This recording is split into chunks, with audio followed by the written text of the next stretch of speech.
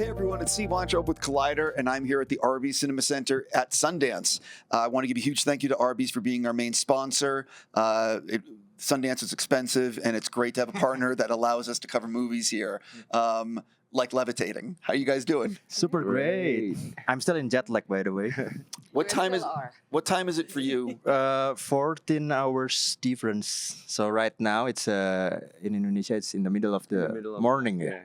I don't In the night morning. I have no 14 hours idea. difference, but the flight was 30 hours away from Jakarta. So right now, mostly I slept only for 3 hours recently, 4 hours. So this is going to be a great interview. Yeah. This is gonna, Basically, yeah. this is Off to a good start. yeah, exactly. Okay, let's jump into this. So I actually did not know anything going in about trance parties and what goes on. And so can you talk a little bit about what is the film about? Yeah. And why did you want to make it? Yeah. So the film is about the trance parties. We create a fictional trance parties inspired by some traditional trance parties in Indonesia. So basically, this film is when some people going to a park in a village, and then they will dance together with the music, and then they will get possessed by the animal spirits with the help of a shaman. And once they got possessed, their mind got transferred into another realm, a hallucination realm, that is full of flowers, full of colors, with a lot of delicious food. And then after that, after doing that parties, they will feel satisfied and happy, and they want to go back to the parties next week. So imagine it's you go to the club, but it doesn't involve any substance or booze. It only involves mantras, chanting, and spirits. So that's the story, and it follows our main character, Bayu, played by Angga Yunanda, who a student who wants to become a spirit channeler. Spirit channeler is the one who responsible for channeling the animal spirits into the dancers. So he wants to be the next spirit channeler, and he learned from the guru, the shaman, Guru Asri, played by Anggun, and he practiced a lot the skill with the dancers Laxmi, Maudy Ayunda here. So that's the story is about. I am so curious for the three of you.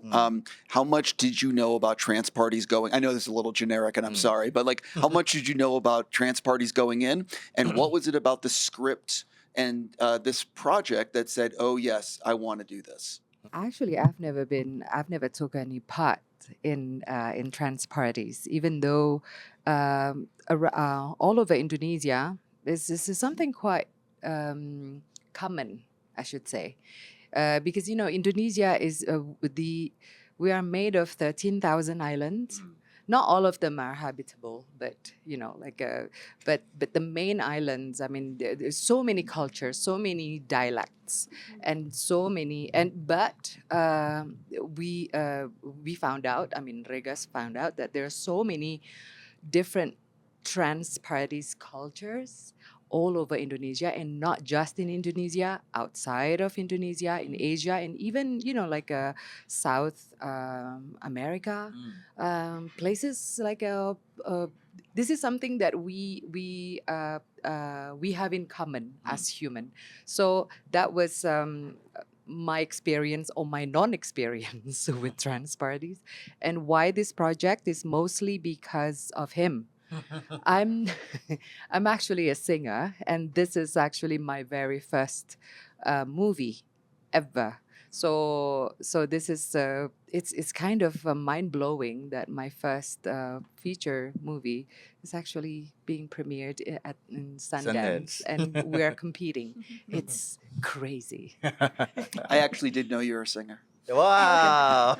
Yeah, I did. You did your homework. I might have looked up everybody and studied and stuff like that. It's possible. point. You know what I mean? Thank you. I decided I wasn't going to bring up music with anyone today. Lovely. You know what I mean? Just throwing it. You might not be the only singer here. Who? Right. Who that make? Right. Okay. Not me. I lost my voice right now, so it's not me. Not you. Yeah. Yeah. So growing up, I think I was familiar with all these different like rituals, part of these different ethnic groups, but I had never, I guess, categorized or like considered the similarities amongst them until I started engaging in this movie. We had this conversation. He asked me out for dinner In a Korean restaurant. In a Korean restaurant, and then we had a conversation about how actually these trans parties are or elements of a trans party exist in so many islands and all these cultures. And he mentioned all the examples, and I was familiar with a bunch of them, but I was like, oh, you're right. Yeah, they are similar in a lot of ways. In that it's usually a collective experience. In that there's usually a facilitator. In that there's there's usually some type of levitating or going across and going beyond that these people go through.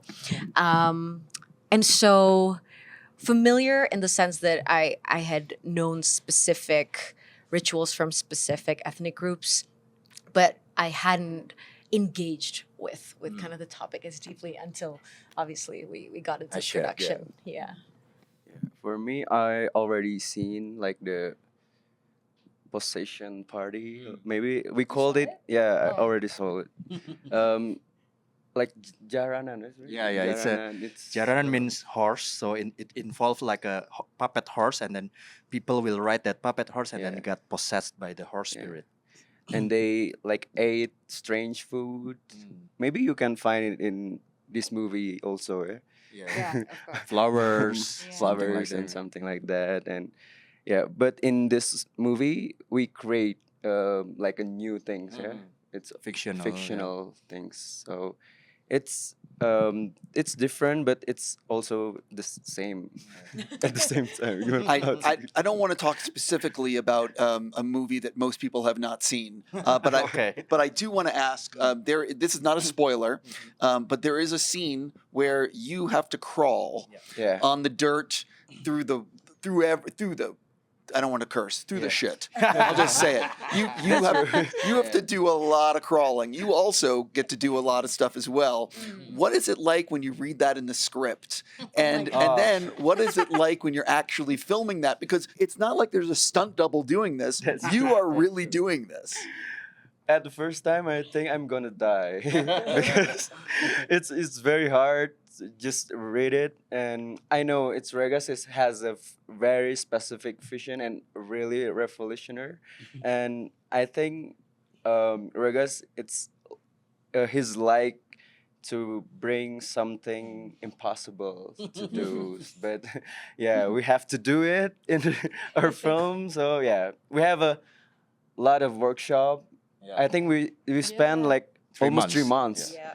for the practice, like from the animal movement and everything. It's really hard to practice, and I'm glad I'm still here today.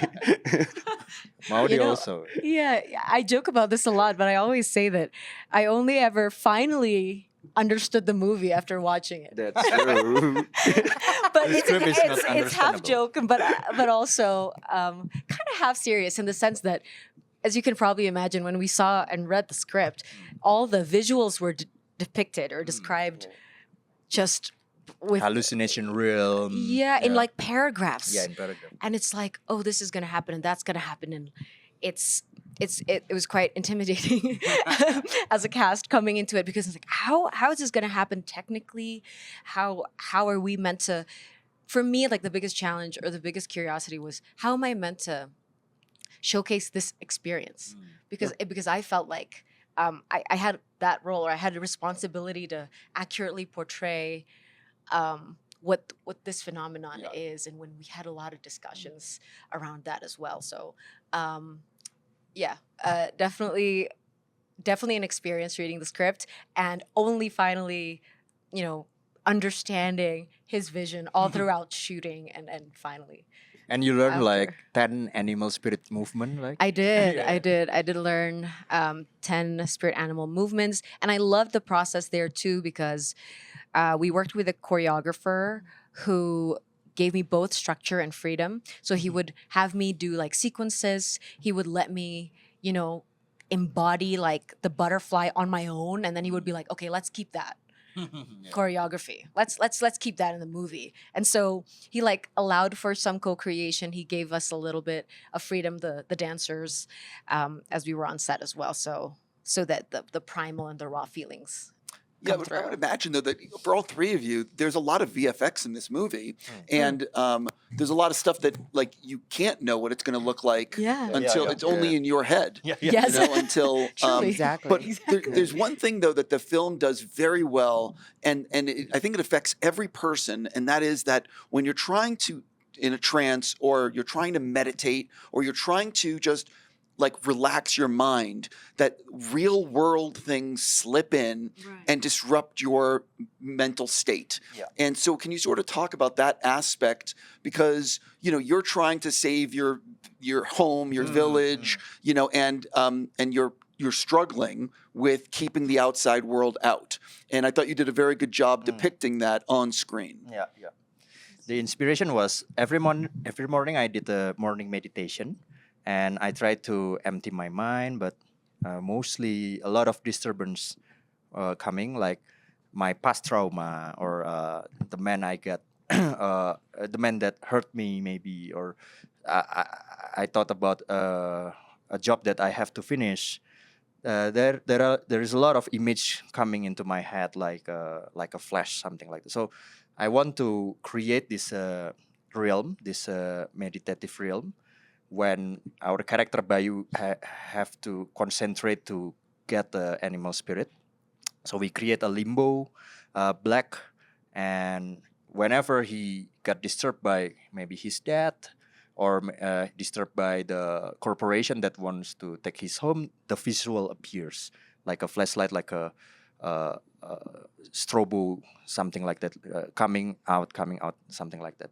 And then the next realm is of course the hallucination realm, that is full of flowers, colorful, or maybe you feel like you enter the room and you got massaged by a spirit, something like that. And why the inspiration was my imagination. If I imagine something that is full of pleasure, what realm that I really want? Oh, I want a realm that is full of flowery sand, and I want a realm that is full of people who can massage me, or I can fly into the sky, something like that. So it consists of the imagination, and I transfer it into the script. I'm going to switch off the movie if you don't mind, and we're going to do something called Get to Know Your Sundance Attendee. And I swear these are harmless. So I have 25 questions. Whoa. We're not going to ask all 25. Okay. And some of them are for actors, some of them are for directors. So you basically pick a number, and I'll ask the question, and then someone's going to answer it, and you'll see. I'm telling you, these are not You hard. promise they're harmless. I swear to you, you'll see. So pick a number.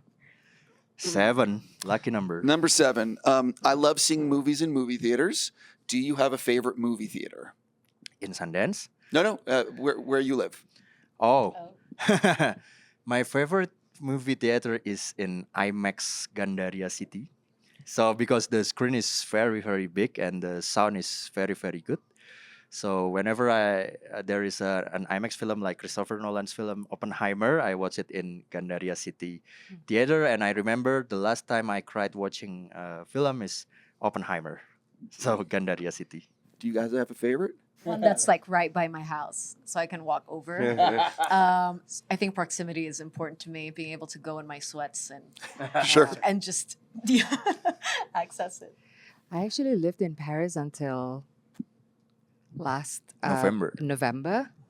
And Paris is not known for being the most sophisticated in terms of movie theaters.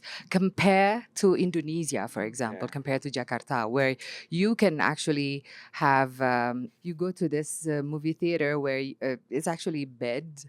There are beds everywhere, and you can order food. I know what you're Then- saying. Yeah, totally. I've been to Paris, and yeah, there's no super nice theater there. Nothing. You No. can't even reserve your seat.